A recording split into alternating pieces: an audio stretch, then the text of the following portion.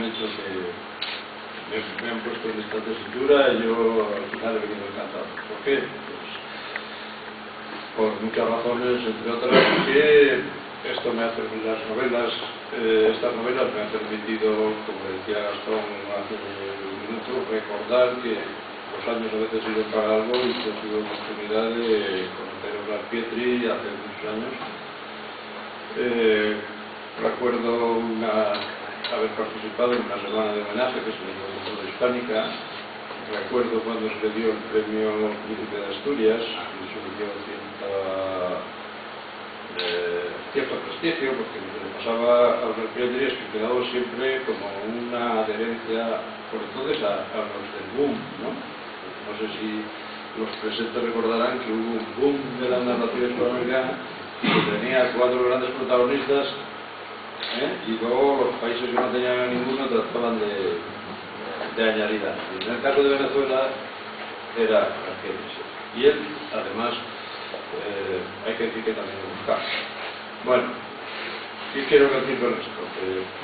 Gastón ha hablado de Eduardo Becerra. Eduardo Becerra debería haber estado aquí, o qué, en un momento determinado hicimos yo tenía que ver con unas ediciones de Anaya Mario Muznik, y cuando se editó Las Latas Coloradas de Oslar Pietri fue Eduardo Becerra que lo hizo, y eso le dio ocasión para convertirse en un buen especialista en la obra de Oslar Pietri, cosa que yo, además, he comprobado que Gastón ha estudiado y yo tampoco.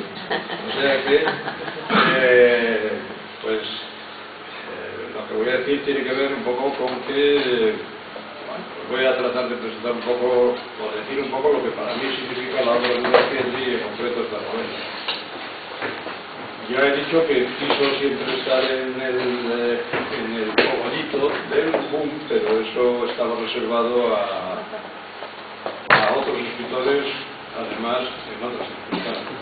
Quizá alguna seducidad de lo que yo pueda contar. ¿Esto qué quería decir? Que un escritor verdaderamente interesante no encontraba su lugar, y además tenía un problema, que era que cuando se hablaba de él, se hablaba sobre todo de su primera novela, que era La Mejor. Él también lo utilizaba un poco porque esa novela fue la que de algún modo le dio un lugar en la historia de la cultura hispanoamericana, latinoamericana. Porque todo el mundo ha oído hablar en los años 60, pues un poco son los 60, los 70 son una información inicial. Se hablaba del realismo mágico, se hablaba de lo real maravilloso. Bueno, él aprovechó la circunstancia para recordar con insistencia algo que Miguel Ángel Asturias y Alejo Carpentier recordaban también con insistencia, y es que se habían encontrado en París en los primeros años 30, y eran años que fueron interesantes para lo que viene después, porque eran años en que en el contacto de estos hombres con la cultura europea acentuaron algo que venía desde el final del siglo, desde los 900, y era algo que a Oslar Pietri le interesó para siempre, y era la identidad hispanoamericana o latinoamericana. O sea, que la literatura tenía una función, de alguna manera, fijar esa identidad. Esto le hizo, creo que era en un libro que ya del año 40, Letras y Hombres de Venezuela, hablar del realismo mágico. Yo cuando hablaba con él, cuando yo recuerdo, porque esto son construcciones universitarias, ¿no?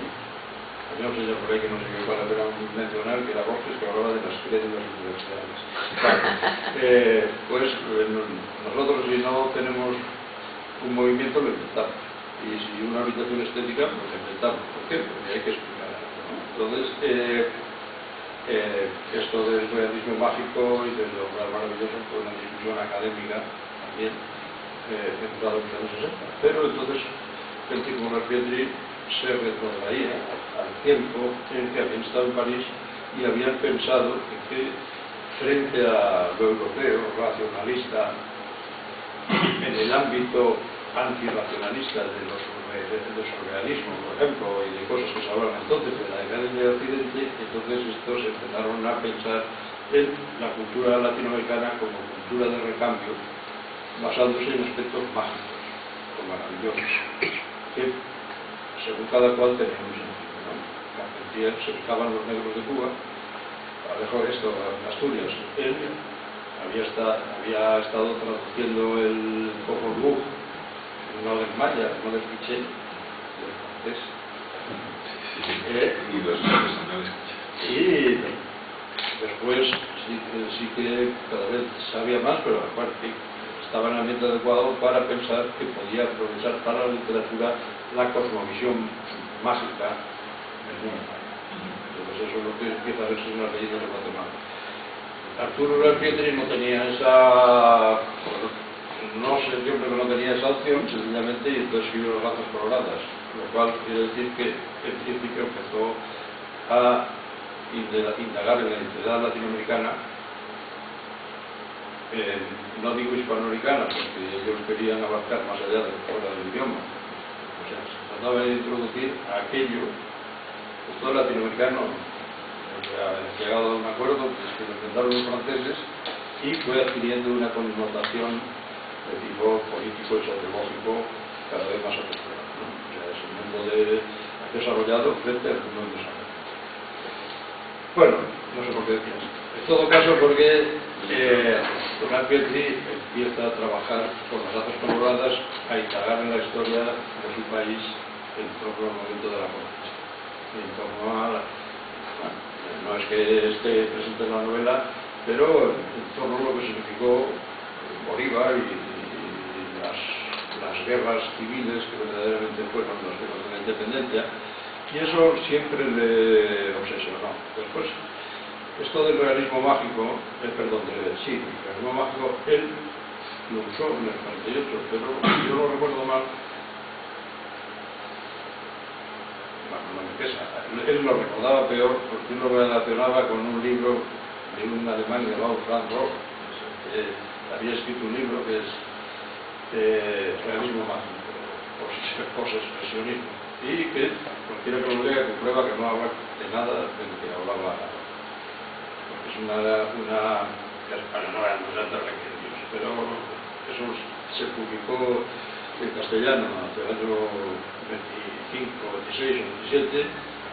Eso tuvo mucha influencia para la pintura post-expresionista, la pintura que en lugar del expresionista buscaba superficies pictóricas, digamos, pesadas, figuras inmóviles, ingredientes de tipo metafísico. Uno de los modelos era Giorgio de Chirico, un italiano. Entonces eso no tenía mucho que ver con lo que decía el cartel Gracia, pero no importa. El hecho es que él empezó a manejar esa idea, y eso se proyectó en algunos cuentos que eran medio míticos, cuentos legendarios, cuentos de una cuestión que se llama Red. Bueno, yo creo que eso fue el momento más mágico de Gracia. Luego, sí, fíjate que Teodosio, que el año 48 se edita, en el año 47, en el año 47 se edita El Reino de este Mundo, y las entrevistas de promoción, Alejo Carpentier habla de lo que era maravilloso. Claro, pero ahí iba a decir yo a hacer una pequeña y luego, pero es que yo, el primer antecedente de lo que más o menos brumoso así entendemos por el recurso del realismo mágico, lo encontré leyendo, a lo mejor hay antecedentes anteriores, en la novela de Demetrio Aguilera Manta, Don Goyo, las últimas páginas, cuando tiran el cadáver al mar y al médano de aquello donde viven ellos, y el cadáver se expande. Ahí yo encontré el primer fenómeno, y el siguiente quizá en Hombres de Maíz, de Asturias. Creo que hay otra novela ecuatoriana que los Aculimas, pero es un poco... El problema es que hay un elemento antinacionalista en casi todos los que en un momento dado siguiendo la vanguardia, se ocupan de los mitos. Entonces tienden a ofrecer algo, en el caso de Pedro de la Manta o de Pareja de Fonseco o de la Cuadra. Yo, leyendo estos, se comprueba un poco que es algo que está en el ambiente en la medida que el escritor va buscando. Los ecuatorianos normalmente lo asociaron en principio no tanto al indio como al habitante de la costa. Sí, sí, igual. Sí. Precisamente escritores del mundo. Lo que ocurre es que, claro, se da un poco por todas partes. Si vas a México también encuentras. Pero, digamos, si uno trata de precisar quién teoriza y quién trata de llevar la teoría a la práctica, porque eso de alguna manera, si no es intuitivo, podemos encontrar muchas manifestaciones. Y al cabo, todo el que entraba en contacto con la vanguardia, sí, todo el que entraba en contacto con el surrealismo proponía no el razonamiento, sino el pensamiento, liberado de lógica, de la vigilancia de la lógica, de la razón y de la moral, pero que se fijaba en que no estuvieran los sentimientos lógicos. ¿Quiénes eran? Los locos, los niños y los primitivos. Entonces, hablar de primitivos eran totalmente. Por eso digo que es una cosa muy amplia, pero si precisamos un poco, los que para el mundo hispanoamericano entiendo que lo potenciaron, bueno, de distinta manera, estos tres cuestiones. Yo creo que en la práctica, sobre todo Carpentier y Asturias. Y en el caso de Carpentier, digamos que su teoría era un poco, era lo de lo real maravilloso, no de realismo mágico. Entonces era una decisión. La decisión tenía que ver con la realidad de América, no se rige por los cánones del racionalismo. Entonces, si miras el prólogo de Carlos II, Presencia Máustica de Líderes del Negro, una historia concebida como, diría más tarde, Crónica del Lugar Maravilloso, pues es potenciar la visión mágica o legendaria de América, y luego el Indio Negro, una historia determinada, y si quieres una geografía determinada. Entonces, quizá Carpentier es el que mejor hace parte. Luego de ahí, pues viene la sucesión de cosas que lleva a la ciencia militar. Pero la cuestión es, en fin, para no irnos demasiado lejos, lo que importa quizá es que gente como Carpentier pronto se inclinaron más bien hacia la historia. No hacia el mito. O sea que cuando Carpentier escribe el siglo de las luces, ya lo de nuestro mundo en los perdidos, y de repente cuando empieza a escribir incluso cuando escribe lo de López de Aguirre, ya todavía está un poco la mezcla rara, pero cada vez es más histórico. Entonces, ¿qué quiere decir? Entiende que la historia y no los mitos son la clave un poco de... Y entonces eso nos lleva saltándonos cosas, porque si no quiero volver personal ni pensar que yo... Es que yo quería decirte una cosa, que en el caso de Uslar Pietri hay un componente biográfico que para él es primordial y continuo, que es, él desciende de un prócer de la nación y no solo el general, a ver si me acuerdo ahora, el general Solet, Carlos Solet. Sí, además tiene antecedentes de historia muy importante. Su abuelo, el general Juan Pietri, no sé qué tipo de general sería, estaba en el gobierno de Castro, del dictador de... Claro, ahí viene otra historia que también es muy interesante para esta misma. Sí. Para el dictador. Sí. Quiero decir que el antecedente de la cuestión histórica es el haber mamado su vida dentro de la política. Él conoce al dictador, a Gómez, desde niño. Eso es de sustancia. Viven en Maracay, y ve la casa de Gómez, y ve Gómez como cuenta que Gómez se movía con el coche para allá el parque ecológico que tenía que despreciar, y todo eso que luego a García Márquez utilizó en el otoño del Patriarca, que a ver cómo ordeñaban las vacas y todas estas cosas que a Gómez sí, que es lo que él cuenta frente a...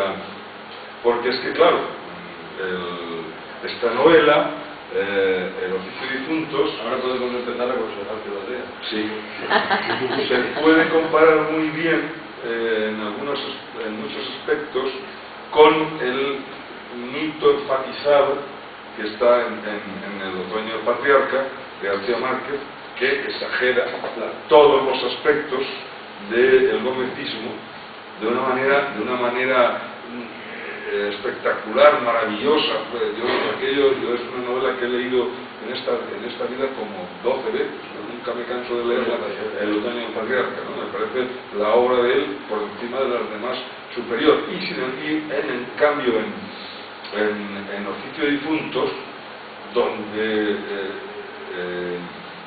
Uslar no quiere decir que es Gómez, cuando está claro, le pone el nombre de padre. Hay como un recurso un poco ingenuo, poner nombres distintos a gente que todo el mundo conoce. Sí. Pero para tomarse ciertas licencias poéticas, porque por ejemplo, el cura protagonista, que se llama la novela, si no recuerdo mal, Solana, es Carlos Borges Requena, pero claro, Borges Requena murió antes que Gómez, y entonces como él parte con que el cura va a contar la historia del dictador y cómo el dictador va a llegar a ser dictador, vuelvo al argumento. ¿Por qué le interesa esto tanto? Porque Uslar quiere contar que Gómez no quiere ser dictador de Venezuela, ni nada por el estilo, que es un hacendado brutal que vive amantebado con una señora y tiene hijos por aquí, hijos por allá y no sé qué, y vigila a los hermanos, y en un momento determinado, por una serie de desórdenes legales y molestos, se mete en la guerra, va subiendo, pero es que ya no puede bajar, porque si él desciende hacia abajo, lo matan, que es la decisión cuando el dictador Castro se viene a operarse a Alemania, que en la novela se llama Prato. Entonces no le queda más remedio que dar un golpe de Estado. Bueno, nombrar al vicepresidente de gobierno, ponerse el presidente de gobierno, porque si no, el otro vicepresidente lo va a matar.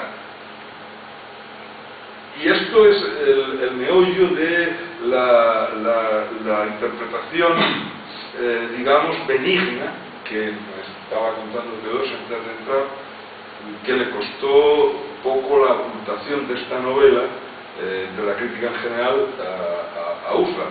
Cuando Uslar todo eso lo sabía por casa, es decir, pues su familia estaba metida en aquel gobierno y sabía perfectamente cuáles eran los engranajes con que funcionaban estos individuos que creían que el país era absolutamente suyo. Y entonces uno llegaba a unas alturas donde ya no se podía volver atrás. Esto también no es nada extraño, porque en el Imperio Romano ocurría lo mismo. Uno iba escalando y llegaba un momento que o se hacía César y daba un golpe de Estado con una de sus legiones, o su cuñado mismo lo mataba, que es lo que le pasó al cuñado de Constantino el Grande, que por ser bueno se lo limpió Constantino. Claro, esto le da un poco le da una peculiaridad a lo que... Esto es una novela de dictador. ¿Qué es una novela de dictador? Pues no sé, pero en todo caso es algo que para estas fechas tenía ya una tradición literaria y crítica, ¿no? Que se podía remontar a otros textos, pero por ejemplo, sobre todo a las Asturias, el presidente tiraba banderas, Nostromo de Conrad, pero bueno, y hasta el siglo XIX. Amalia, Amalia y Facundo. Sí, pero Facundo, digamos que se saldría un poco de la ficción, tendría ser más historias. Incluso el Matadero, cuento este año, pero sé que cuando los estudiosos empiezan a hacer ahí la genealogía, pero quizá nos importa más, para decir un poco las peculiaridades de la novela de Garpieri, es que bueno, hay una novela de dictador, que es la referencia, que es el señor presidente, y a principios de los 70 se dan una serie de títulos de novela de dictador. La pregunta es por qué, y la respuesta no es esa. Pero si damos una respuesta, resulta que hay un momento en el que el proceso de indagación sobre lo que es la identidad americana y la política americana reclama atención sobre determinados fenómenos. Entonces, cada uno de los que aportaron algo, Carpentier o García Márquez, la gente que era Malta escribió también otra, en fin, Roa Bastos hizo una muy importante, extremo. Todo esto da lugar a unos cuantos matices y a veces, digamos que para algunos observadores inquietantes. Por ejemplo, Roa Bastos habla del doctor Franco, creador del país. Claro, era un canalla, sí, pero sin ese canalla existiría el Paraguay, pues no. Pues entonces hay que intentar comprender el fenómeno. Luego, aquí en este caso de Garpieri, él decía que era un producto, el caudillo es un producto sociológico hispanoamericano, a lo mejor España también. No lo creemos que no. Bueno, pues a lo mejor España tiene tantos pronunciamientos militares. Claro, porque es que es la teoría del hombre fuerte. Exactamente. La teoría del hombre fuerte que Uslar, además históricamente arraigada, y podemos hablar un poco de eso para la teoría del hombre fuerte que ya borda del hombre necesario. Bueno, eso sería el cirujano de hierro de Juncker. Y de Porfirio Díaz, el hombre del orden y del progreso doméstico. Y de Estrada Cabrera en Guatemala. Sí, bueno, eso lo pusimos en el... Pues es que estas novelas tratan de comprender el fenómeno de estas cosas que decías tú tienen que ver con eso. Sí. O sea, ¿por qué este se mantiene en el poder? Porque alguien tiene que mantenerse. O sea, que están todos ahí peleándose por el poder. Porque el más fuerte se impone. En este caso es... Lo que quería decir es que ese proceso de decantación brutal de un caudillo sobre otro, partimos de que para Uslar, que no lo dice explícitamente, no sé si en sus programas de televisión lo llega a decir explícitamente, bueno, sí lo dices, le dedica una novela, exclusivamente, pero no lo dice explícitamente, que es la isla Robinson. El problema es que, como no hay una base cívica, queda todo en manos de caudillos montarazos, de una manera o de otra. Gente de lo que llamaríamos en español castizo, de horca y cuchillo.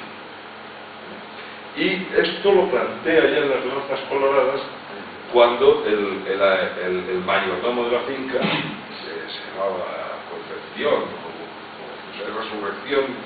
Resurrección, espérate, lo tengo por aquí en nota, es que esto de hacer sobresalimiento de espaldas tiene muchas servidumbres. No, Presentación Campos. Este tal Presentación Campos subleva a los negros, que en realidad es un trasunto de Tomás Boves. Es un personaje extraordinario este Tomás Boves, ¿no?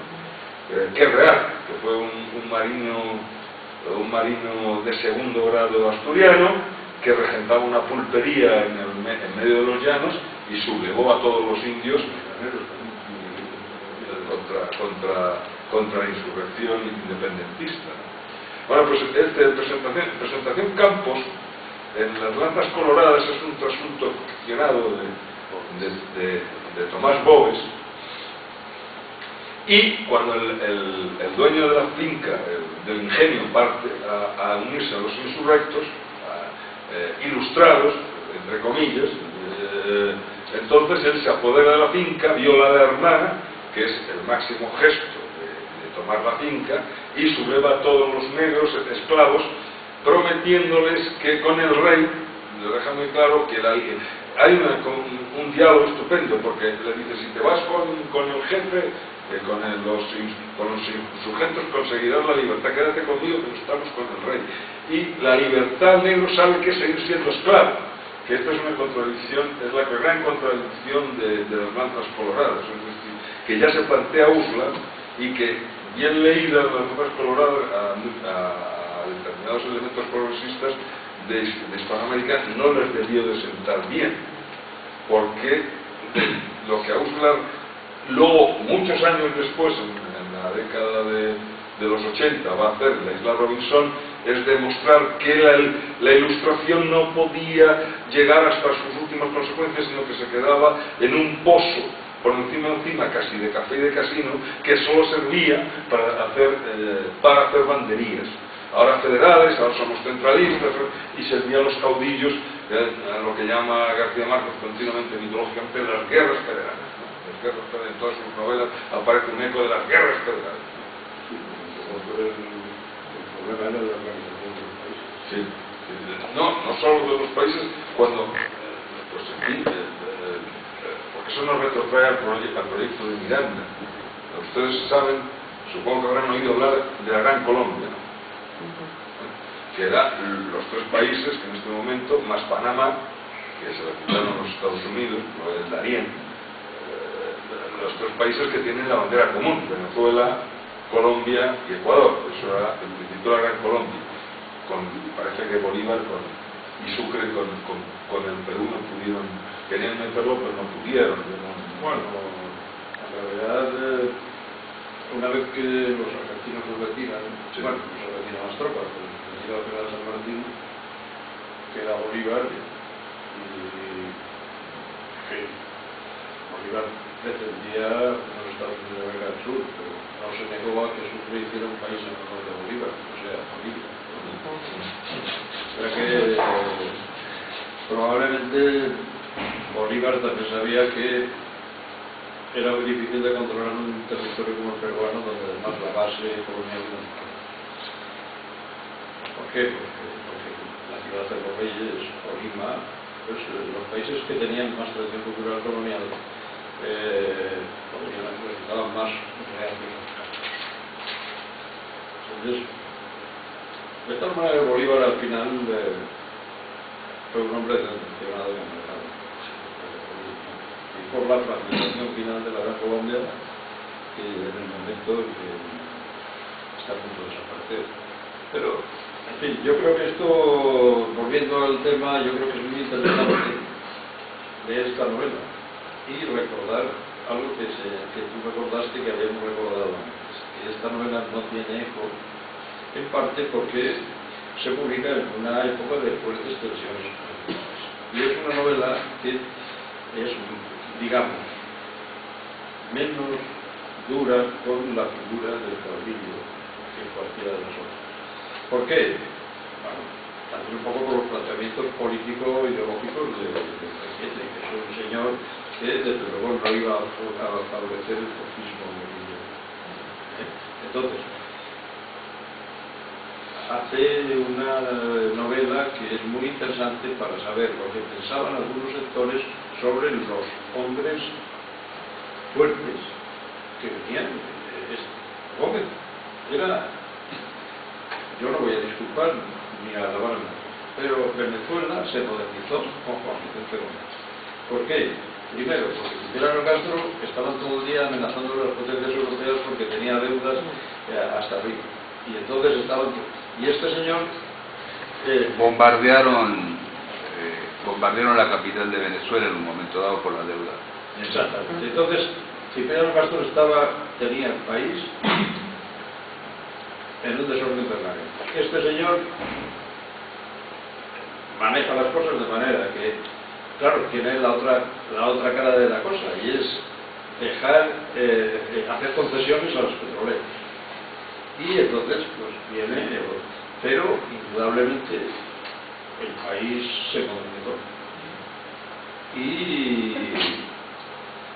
Y luego, claro, yo como no estaba allí, no sé el número de asesinatos o torturados, pero de la novela se deduce que ahí no mataban ni a los enemigos. O sea, los enterraban. y luego cuando pasaba un tiempo y se cansaban lo soltaba, y los tipos iban a Europa y volvían para tratar de liquidarlo a él. Entonces la visión que da la novela es que este era un tipo muy bruto, pero al mismo tiempo muy severo, muy parco en palabras. Desde luego teniendo hijos debía ser... me parece que hay quien dice que tuvo hasta 73. Que reconocido 24. Se negaba a casarse porque ¿para qué? ¿No? Un hombre libre no se casa. Las mujeres, pues, se lleva bien con ellas. Entonces era yo no digo cómo era, porque al fin y al cabo esto es literatura. La literatura es lo que el escritor nos diga, y esto es ficción. Entonces una novela no nos autoriza a hablar de verdad y mentira. ¿Por qué? Porque el escritor hace ficción y pone lo que le da la gana. Entonces, una vez que he puesto lo que le da la gana, la verdad es que queda un tipo bastante razonable. O sea, me parece que torturan a 3 porque habían matado a su hermano. A la señora que había hecho matar a su hermano, que era una de sus mujeres, la echan. A los enemigos los manda al exilio. O sea, si yo pienso en lo que pasaba en Chile o en Argentina o en Uruguay hace 3 días, digo, no, yo lo que sí, lo que pasa es que eso no es la realidad, porque no, pues la realidad era la prisión aquella que había en un centro de Caracas que tumbaron, que no me acuerdo, que dejamos los españoles, donde aplicaban unas torturas tremendas. Claro, pero eso no está nombrado. Eso no está nombrado. Entonces, la visión de que se da es verdaderamente con reticencias, pero la de un hombre de estos, de hombre fuerte, hombre de... pues que hace lo que puede, porque si él no se imponen ellos, y ellos sí parecen, los otros sí parecen dispuestos a cuidarse. Entonces, bueno, yo lo que voy es que esto es lo que dice la novela, y si el que la lea lo probará.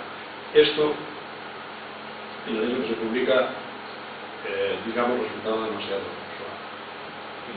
Y esta novela eso era esto. O sea, pasa prácticamente de puntillas, aun siendo una novela muy interesante. Yo no digo que Martínez sea García Márquez, porque hay gente que tiene una capacidad para contar que otros no tienen, y porque hay gente que tiene un dominio del idioma que otros no tienen, y a veces pues imposible un poco. Pero porque yo creo que es una buena, un afán de dignidad.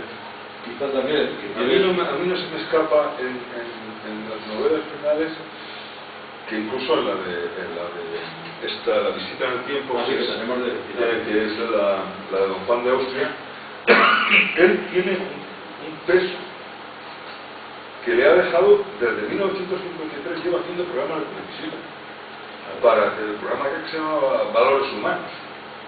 Estuvo en la televisión casi hasta viejísimo. Y entonces resulta que esto le transforma el discurso, porque de las lanzas coloradas, que es un discurso muy abigarrado, al discurso a la forma de escribir estas novelas, que incluso a veces me daba la sensación de ser desmañado, pero lo que era un discurso era amable y didáctico, se hacía comprender y sacrificaba ahí cualquier otro elemento literario que pudiera pasarse a un novelista, como pudiera ser la hipérbole o pudiera ser pues eludir situaciones para luego utilizarlas de forma para darle suspense. No, él va vertiendo como si fuera un viejo profesor, y esto lo hace la lectura muy amable. Creo que es en parte la visión que tenemos de Gómez en esta novela es también producto de la prosa, porque los primeros capítulos, cuando Gómez se tira al monte y empiezan a hacerse emboscadas unos y otros, no andan con chiquitos. No, ahí se destaca Gómez, que es cuando llega a ser, porque es más astuto. A base de trabajar en el campo, un hombre muy astuto. Claro, además ese aspecto que acabo de apuntar, que es interesante porque en realidad Gómez era un campesino. Bueno, nunca ha dejado de ser un campesino. Sí, fue un campesino todo su vida. Y estuvo ordeñando vacas hasta el final. Entonces eso le da cierta importancia. Es que ese es claro, es que esto es lo que... No digo que lo hiciera, digo que la novela dice... Es que este es el aspecto que explotó, que es fantástico, que Uslar lo cuenta más detenidamente, y claro, es un señor que lo que sabe es de vacas y de campos, y de si sea de... aquí agarra el maíz y allá agarra el café, eso es lo que sabe. Pero esto lo explotó de manera espectral y brutal García Márquez en el otoño patriarcal. Aquello que repasaba, metía el dedo, claro, y sabía... Era la desmesura, un tratamiento hiperbólico del tema. Y luego, estas cosas que hacía Gómez, de primar unos cuerpos de ejército sobre otros, es lo que también García Márquez lo lleva al otoño patriarcal cuando les llenaba a unos regimientos los barriles de pólvora de tierra y a otros y a los suyos, a sus regimientos de su guardia de cuerpo, sí les mantenía la pólvora. Todo eso, quiero decir, yo creo que no sé cuándo empieza a escribir Uslar Oficio de difuntos, pero el otoño del patriarca se publica 2 años antes que Oficio de difuntos, y que sin duda eso debió de darle un campanazo en la cabeza, de decir, hombre, me han robado al personaje de mi infancia, yo creo que lo iba a pasar con un coche y se puso el hombre a acelerar, si estaba escribiendo lo tenía en boceto, a acelerar a contar su visión de Gómez. Sí, porque yo creo que es cierto que cuando empezaron a salir novelas del dictador, yo creo que estaba cada uno alarmado con el orden en que salía la suya. Sí. ¿No crees? Es que, fíjate, el señor presidente se escribe, se acaba en 1933 y se publica en 1944, no, 46. La primera edición, después, 2 años después, 48, la de Rosado. Bueno, pues está... Claro, pero esto coincide con el reino de este mundo. Sí, pero que es un detalle muy interesante, porque fue, en el caso del señor presidente, que esto, por eso estos otros tienen otra dimensión, fue, en mi madre, esto, en las Turcas, fue poniendo el texto inicial, que era muy realista, ingredientes de tipo religioso. Y eso es un proceso largo, que en verdad luego a la novela va lo simbólico. Es cuando estuvimos editando esto, salían esas cosas, ¿no? O sea, una versión inicial, pero luego con estos planteamientos que estoy teniendo, por ejemplo, eso de yo estoy, es que sale...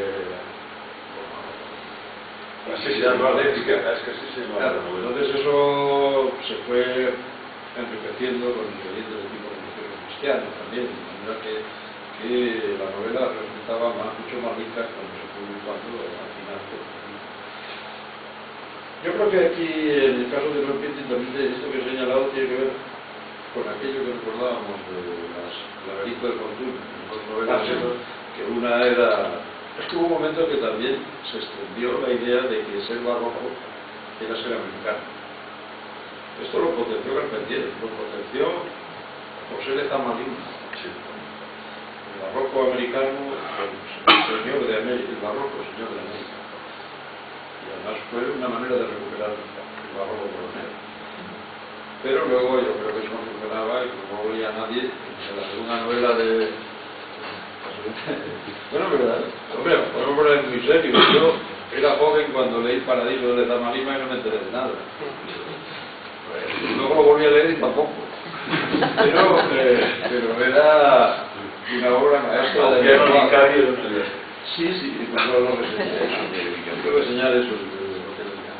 Pero bueno, quiero decir que de algún modo escribir barroco fue a veces un problema y además tardíamente, por la parte de eso que llaman novela, a veces era barroca. Había una sección por ahí que era como Pozo, Abel Pozo. pues son novelas que el hombre de repente a veces arroja. Entonces, y a veces sobre novelas históricas, ¿no? Bueno, a lo que voy, que yo creo que él sencillamente en un momento determinado entendió que buscar una cosa más accesible era lo que le iba a hacer. Yo creo que busco es lo que estuvo, ser claro, ser contar linealmente, ser cosa interesante para esta novela. Bueno, en fin, escribió esa otra también. Pues escribió más, pero esa también me acuerdo yo, porque esa le dieron que había un premio por ahí que era el premio Rómulo Valles. Que si no recuerdo mal, el primero que lo dieron debió ser a García Márquez, y luego el Llosa. Se daba cada 7 años. No sé, será una novela publicada el año siguiente. Entonces, creo que la primera... esta otra novela no tiene nada que ver ni con dictadores ni con nada, es una novela, es la última novela de Uslar y es la vida de don Juan de Ruche. Y volvemos a la teoría del hombre fuerte. Es que no es el hombre fuerte. Volvemos a encontrarnos con que yo señalando en las novelas históricas de este hombre me encuentro que hay unos personajes pasivos de la historia y personajes activos de la historia. El personaje activo de la historia pues es Páez, es Gómez, y un personaje pasivo de la historia es el pobre Samuel Robinson, el Simón Rodríguez, que trata de recorrer toda América, imponer las ideas ilustradas y resulta absolutamente fracasado. Que también es una contraposición ahí de hombre de acción de hombre de letra, precisamente. Creo que los escritores tienen nostalgia de la literatura. Eso lo decía Umbral. Bueno, Lo decía Umbral, no sé si eso si Umbral se lo cogió a Baroja.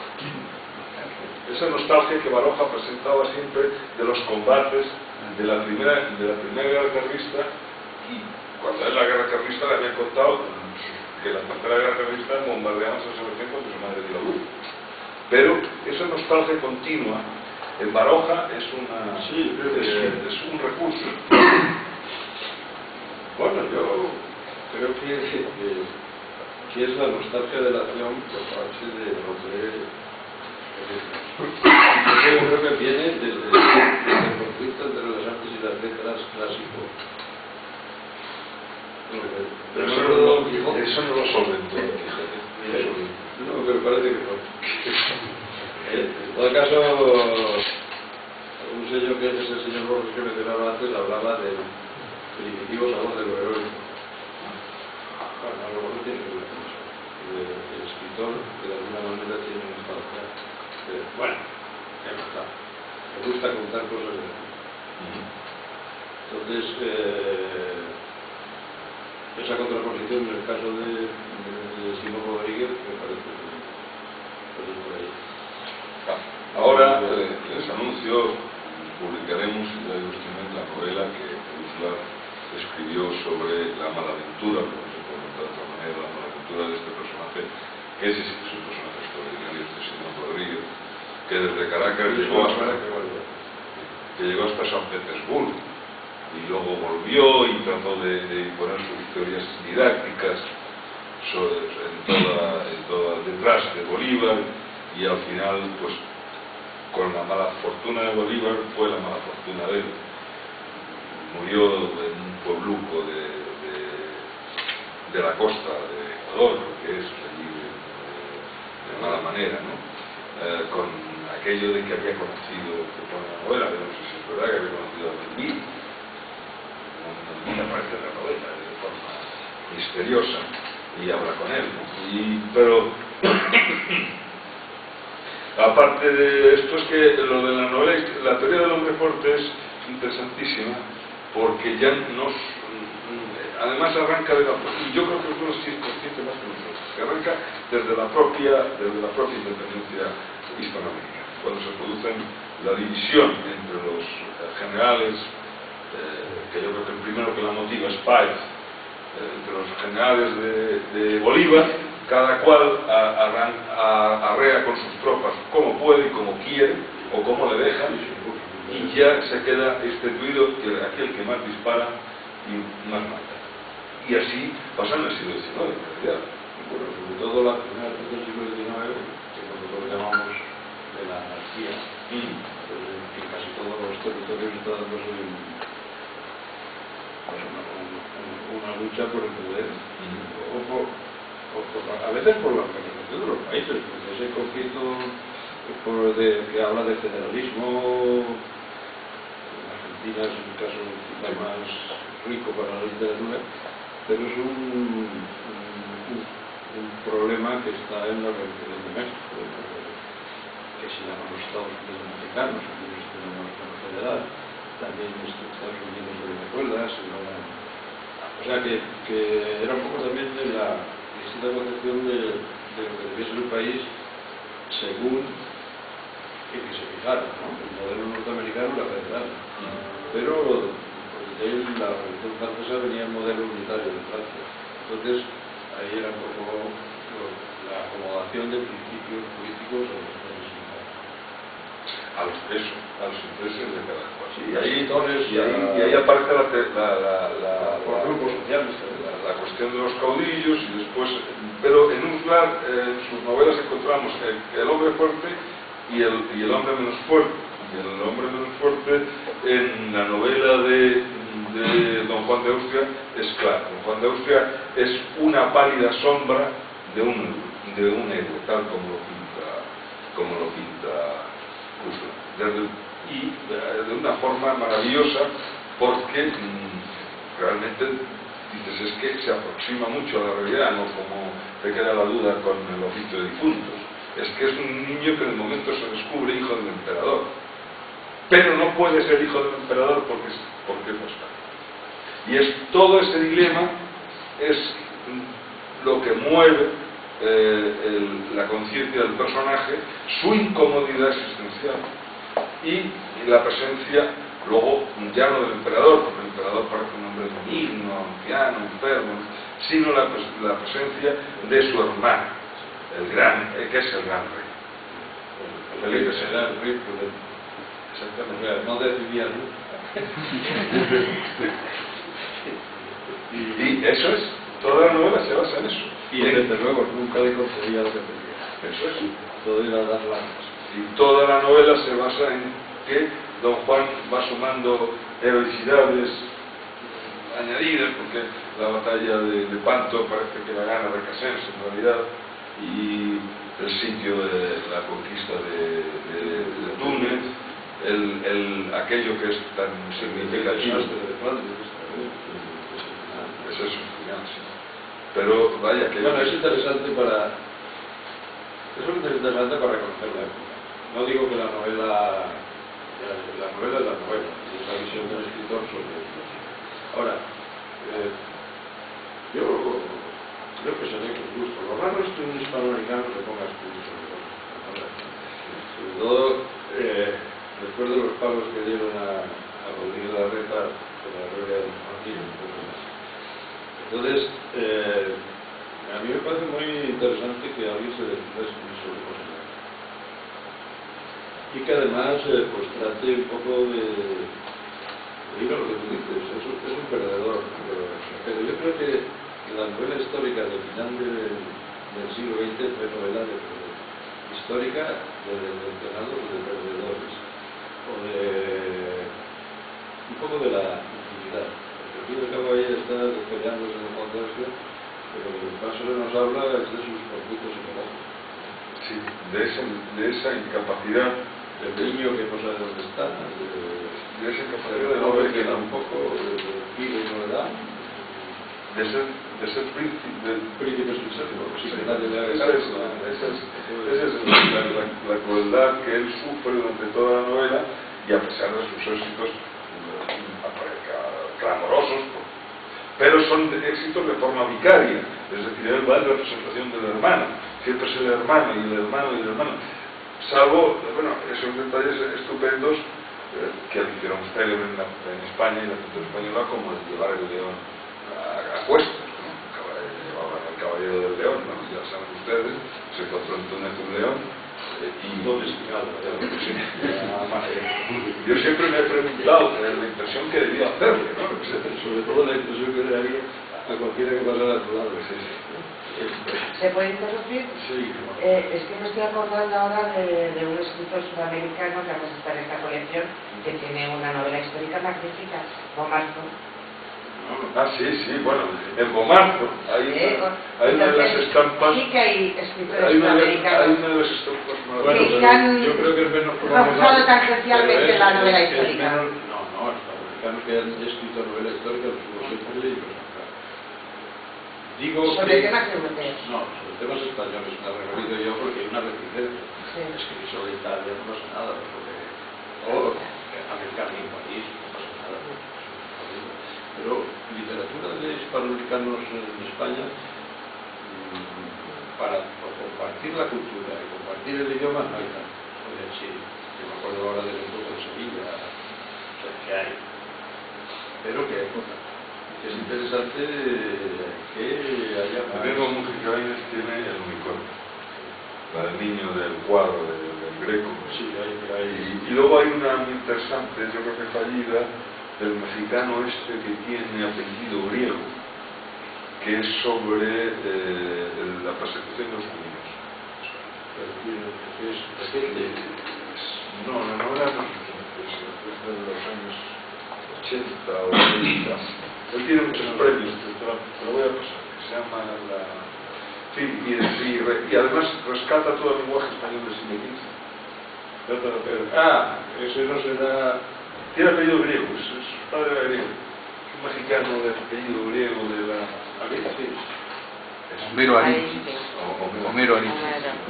Sí. Y tiene esa novela sobre la persecución y la vida de los... Sí, van saliendo títulos, pero son pocos.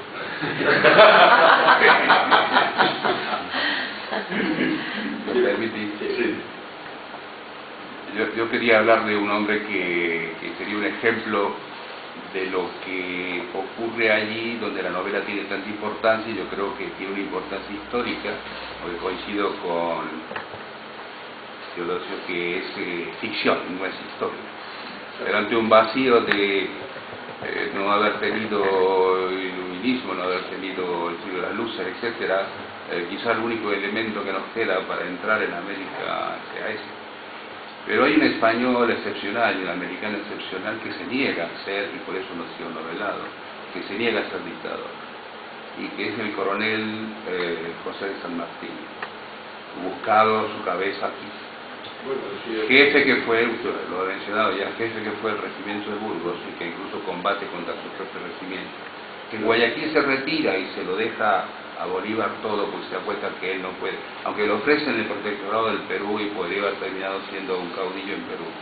Solo estuvo 4 años de su vida en América. Y fue el que llevó la modernidad de la guerra, porque todos los demás eran campesinos que se levantaban como podían.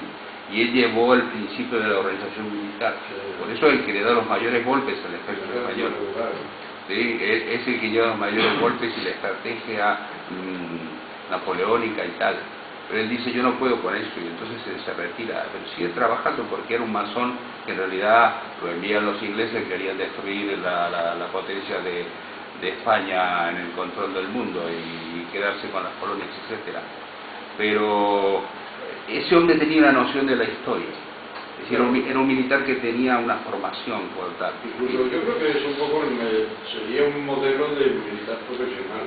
Claro. Nosotros, Bolívar, al final era un caudillo. Sí, aunque estuvo aquí, tenía una formación superior a los otros, etcétera. Pero era un individuo que, ahora, Bolívar acodillaba las cosas. San Martín era enviado por el gobierno de Bolívar. Es una diferencia. ¿Por qué? era un militar profesional. Entonces, digamos, estaba a las órdenes del gobierno de Venezuela.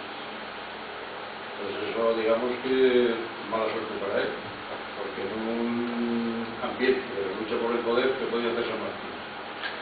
Bueno, pero bueno, mala suerte para él, pero... No, digo para nosotros, para... No, afortunados para los pueblos, digo. Exactamente, en eso estoy completamente de acuerdo. Pero un poco el caso de San Martín, a su manera, es el de Sucre. De todos los el Estado Mayor de Bolívar, Sucre, sí. el único que es más militar de todos es Sucre, y ya se acaba, lo matan por la espalda.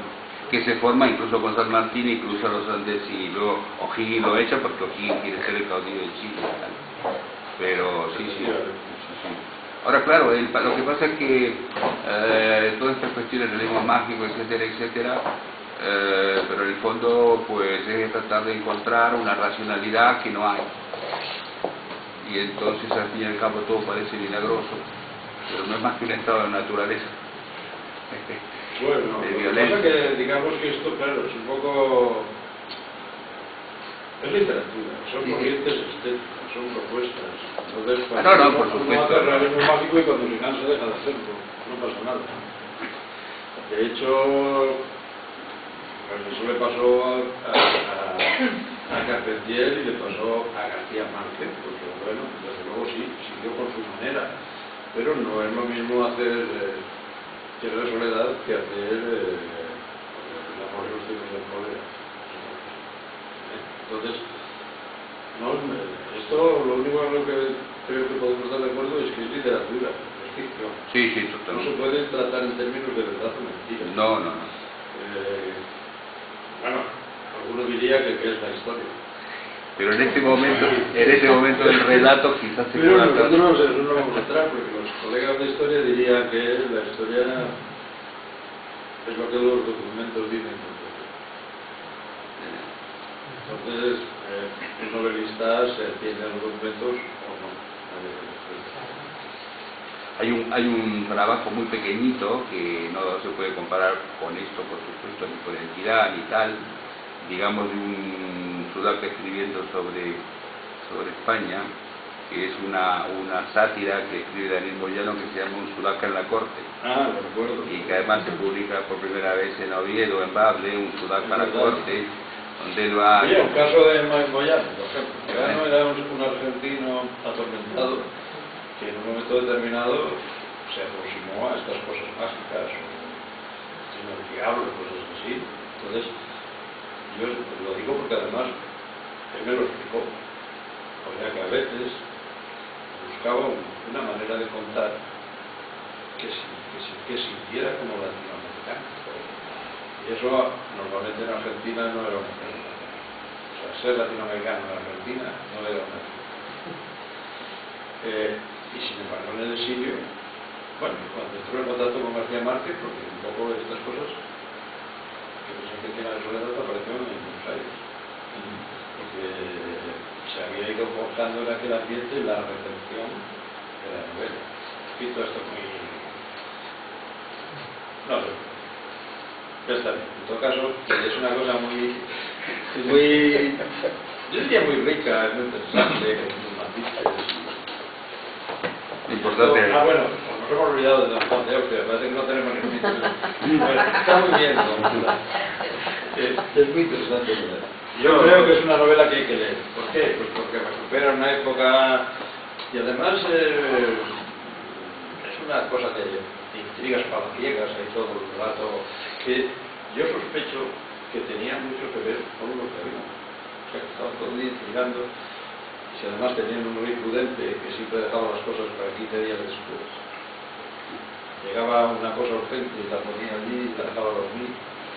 Y entonces ya había perdido el túnel, había perdido lo que había perdido. A lo mejor pasó algo de eso.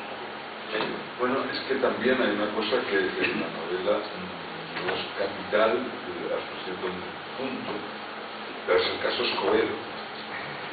Es la gran conjura española de toda la historia. O sea, el asesinato de Escobedo es tan importante como el de Don Juan Príncipe. Son los dos asesinatos que con rosatia y con misterio y con poder. Porque toda aquella historia de Pérez y claro, Covedo es la huida a Aragón y el problema es el secretario de don Juan de Oz. Entonces el caso Escobedo y la familiaridad del personaje con Escobedo y el quedarse huérfano de Escobedo ya es un golpe capital, aunque el golpe más capital de la novela no lo cuento porque si no la desarmo, lo tienen que leer, que ocurre en el plan. Eso es ya el pobre don Juan queda a partir de ahí muy derrotado. Es un detalle íntimo. Y es verdad que siendo una novela histórica plena de batallas, las batallas quedan traspuestas luego por los servicios sí, es la angustia de don Juan en buscar una legitimidad que no le van a conceder jamás ni la Iglesia, ni el hermano, ni el Estado, y él ruega primero ser rey de Atenas. Eso es muy bonito cuando quiere ser rey de Atenas. Pero estuvo a punto de ser rey de todas partes. rey de Túnez y Orán, rey de Inglaterra. Hubo una propuesta polaca también. Hasta y todos estos avatares son los que el pobre, en busca de una legitimidad que le ha negado, el propio saberse quién es, porque si a Jeromín lo dejan de Jeromín y con su padre el vihuelista no pasa nada, pero en qué mala hora se lo llevan a ver al emperador y le cuentan quién es, y entonces le desbaratan a la pobre criatura, le desbaratan la vida, y esa penitencia es lo que cuenta la visita en el tiempo. Con el mismo lenguaje amabilísimo, porque a mí me parece un lenguaje muy amable, por momentos ya digo que hay momentos que me parece un poco desmañado, no sé si eran por las prisas o por el tipo de trabajo de este hombre, de Úrsula. Y la amabilidad, yo creo, comparándola con las Lanzas Coloradas, por la primera obra, le viene no tanto de este abandono del anarquismo, sino le viene de una vida política y de una vida civil que le obliga y que cree que la didáctica, siguiendo a uno de sus personajes, a Simón Rodríguez, el ejercicio didáctico está llegando a todo el mundo. Y eso es un empeño de él, porque sus novelas, después el tema histórico de las 6 novelas grandes que tiene son 4, sus novelas son, ante todo, exposiciones morales y políticas.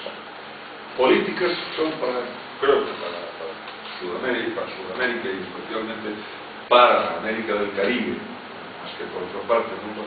¿Por qué somos así? ¿Qué nos ha pasado? La búsqueda de identidad, ¿por qué hemos recurrido al mito del hombre fuerte continuamente, que no nos ayuda en nada, sino que nos lleva como puta por rastrojo todo el rato, ¿no?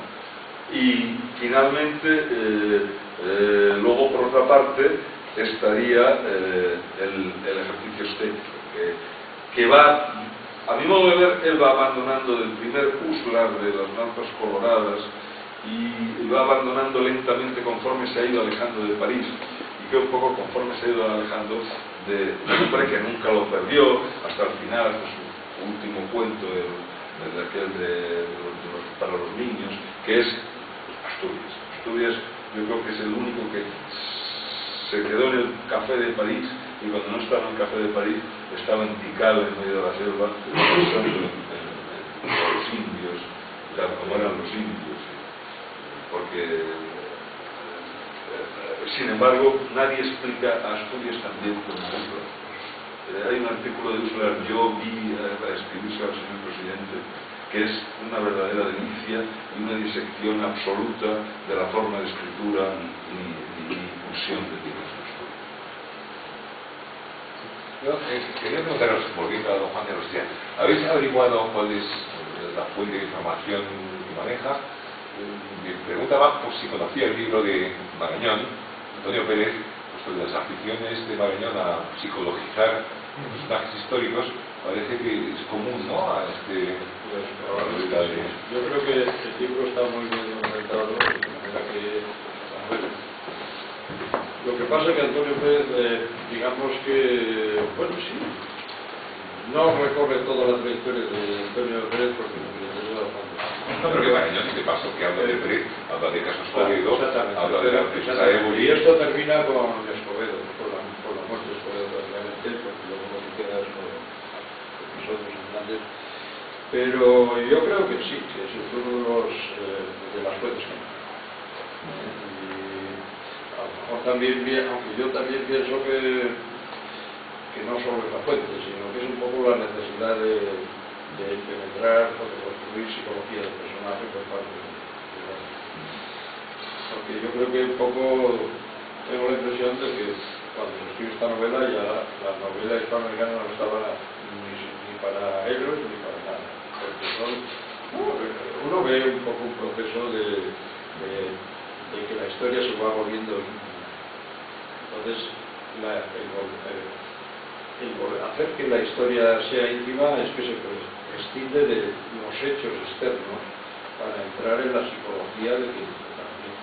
Eso es un poco lo que tengo la impresión de que pasó. Que era un fruto de eso que llamaba el desencanto, que llega de una manera o de otra. O sea, yo la novela histórica más desencantada que he leído es de García Márquez. Es un laberinto. Bolívar cuando se va a morir.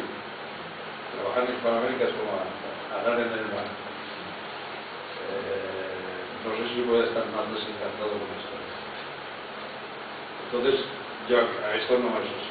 Pero en todo caso se ve que él está interesado más que en los hechos, en la psicología, en la actividad del personaje. Que eso tenga que ver con las fuentes que maneja, pues también. Es que pero eso también sucede en la del dictador, en Oficio de Cultos. ¿Qué hace? Lo único que ocurre es que lo utiliza a través de un cura, a través del cura Solana. Sí, porque el atormentado ahí es el cura. El cura explica, el cura que está aterrorizado por se le va al monte. Pero bueno, o vienen a buscar. Pero también ocurre en la novela que vamos a editar ahora, la que es anterior a la de Juan, en la isla de Robinson. En la isla de Robinson, el punto de vista es la psicología del pobre Simón Rodríguez, que por un lado cuenta sus desgracias, pero por otro lado cuenta sus intentos de que se puede hacer y cómo una angustia tremenda.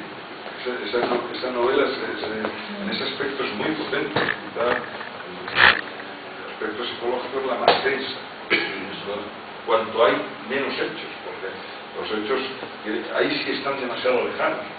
Muy pocas veces hay los encuentros con Bolívar, con Sucre, pero por ejemplo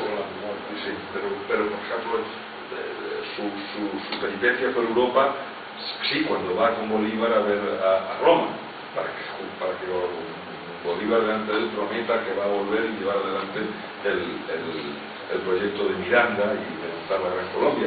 Pero quitado eso, por ejemplo, el viaje a San Petersburgo apenas se nota y se cuenta, y otros y solo su encuentro con Blanco White, son personajes ambos muy interesantes, tanto Luis Bello como José María Blanco White son muy interesantes, y esa novela sí son los pocos hechos, sin embargo pasan muchas cosas y casi todas están a través de la memoria y contadas desde la memoria, ¿no?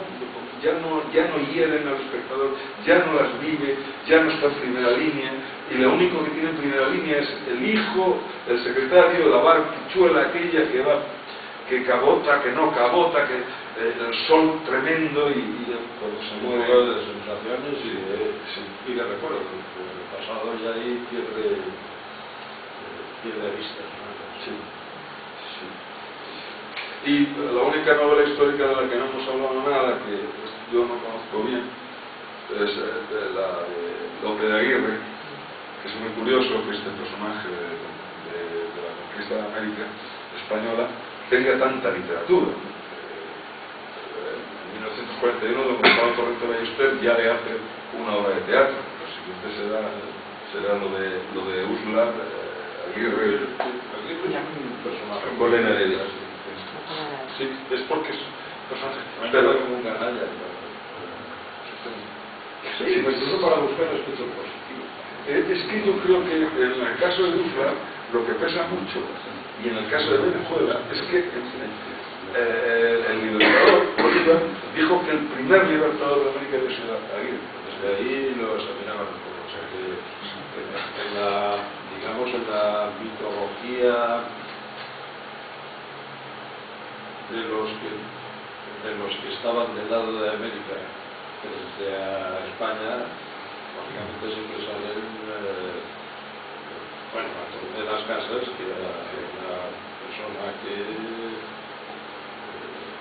naturalmente ningún país debe dejar de tener en consideración a alguien que lucha por los demás. Pero lo que daría era un loco.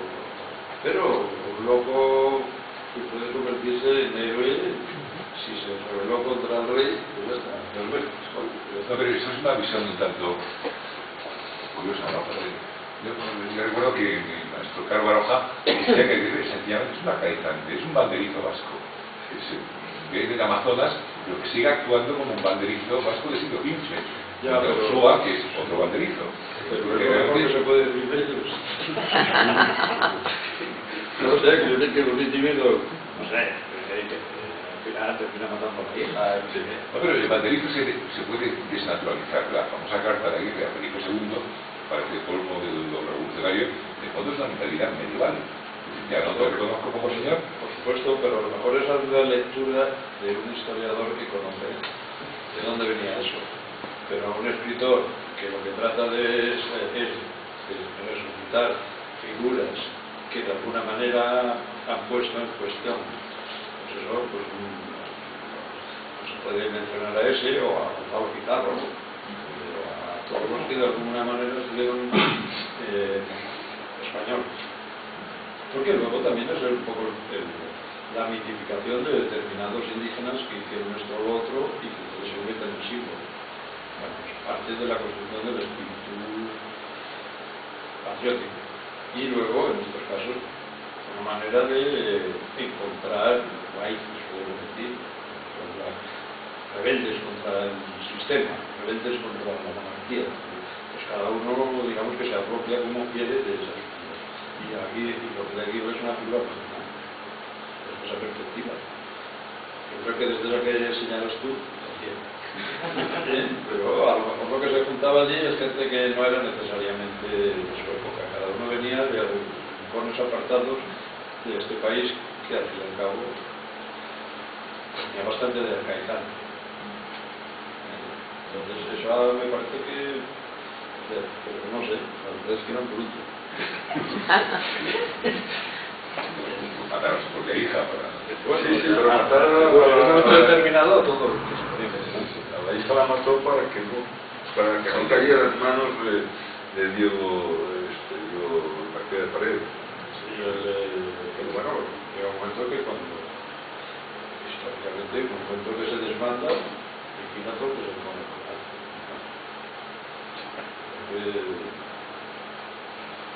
en fin. Hay que leer esa novela también. No, quería contar que esa novela, pues sin embargo, luego la famosa es la de Sender, pues se llevó al cine, la historia financiera de Pedro Aguirre, que llevó a eso, al cine. Sí, yo también Y aún hay otra posterior, ¿no? El cine lo voy a condicionar un poco de quién se habla. Sí. Yo te iba a decir, Aventuras tiene una temática sobre estas cosas. A mí me encargaron un guión sobre el padre de las casas. Y bueno, el tratamiento tributal. Y fue inmediatamente censurado por las autoridades vigentes. Se suspendió la producción, era para la televisión española y tal y cual. Porque todavía consideran algunas personas en este país que el padre de las casas es algo así como, no sé, un individuo peligroso.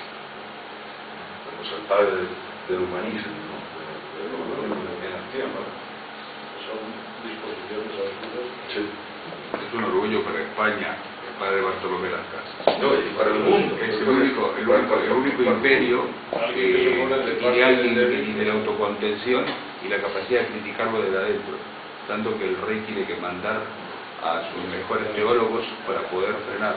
Ahora podemos incluso alabarnos, porque realmente el primer país, quizá el único, que desde el principio cuestionó lo que estaba haciendo. No, pero hay lecturas disidentes. ¿A qué aspiran Las Casas? Una especie no voy a decir democracia frailuna, sino todo lo contrario, a que solamente intervengan la Iglesia. Eso es lo que consigue Chiapas. Bueno, y eso se hace cuando se hace la reducción todas las cosas que luego hizo la práctica fueron un desastre. Luego, hombre, también, claro, yo, por ejemplo, hace tiempo estaba ahí, esto por hablar de algo, pero estaba mirando la rica Vilas de la Vega, que hablaba de Las Casas como del demonio. ¿Por qué? Porque cada uno luego interpretaba las cosas como... O sea, porque esto a veces también se simplifica mucho, siempre se simplifica, pero los intereses establecidos en la colonia eran intereses no solo de los españoles, sino también de los vecinos y también de las familias indígenas que tenían tierras siempre. Entonces, una de las cosas que, claro, indicaba Pilazo, por ejemplo, que era mestizo y todo conquistador y de familia incaica, como que no podía ver bien a Las Casas, lo consideraba el demonio. Lo consideraba porque, bueno, por las razones que sería lo que explicar, pero que tenía que ver un poco con que Las Casas venían a criticar lo que se estaba haciendo, se daban las leyes, se llamaron las leyes nuevas, y se produjo un desbarajuste. ¿Por qué? Pues porque a quien llegaba, o si era de familia indígena poderosa, tenía tierras y siembras, y llegaba la legislación, se les quitaban. Se les concedían a los dos fines. Entonces, claro, el que llegaba allí tenía tierras y ya, su hijo las heredaba, pero su nieto ya no. Entonces, eso de Gonzalo Pizarro, eso son levantamientos de gente que considera que las leyes nuevas, y que era el culpable de las leyes nuevas, Las Casas. Entonces, todo eso era muy... A mí lo que más me llamó la atención cuando hacía lo de Las Casas es que era yo haría una tipo película político, que a pesar de tener mucha razón, porque esa tenía una frase de todo lo que no puede es que es innegable, es que se tiene a dos frases del testamento de la Reina Católica, y entonces ya no, el emperador le tiene que dar la razón y todo le da la razón. Pero su problema es que cada vez que se enfrentaba a un concilio, tanto de la Iglesia como de civil, era que perdía los papeles. Encolerizaba y bramaba y excomulgaba a gritos a todo el mundo y tal. Bueno, el pobre de Las Casas que tenía más razón para hacer su santo en muchas cosas. Y que, bueno, murió aquí casi preso, mucha enfermedad. De todas maneras, creo que todo el mundo, cuando piensa en Las Casas, piensa en el libro que se relaciona con la leyenda negra. Pero luego la historia de las Indias o la apologética de los otros escritos son más o sea, lo de las Indias es sencillamente decir condenar. Y claro, pues la realidad es más compleja. Pues yo creo que dar las gracias. Hay alguna pregunta, cosa. Muchas gracias. A ustedes por lo menos. Bueno, pues si no hay nada más, nos vamos a comprar alguno de los hemos estado mucho más de lo previsto. ¿Ah, sí? Me digo, pues. Claro. Normalmente aquí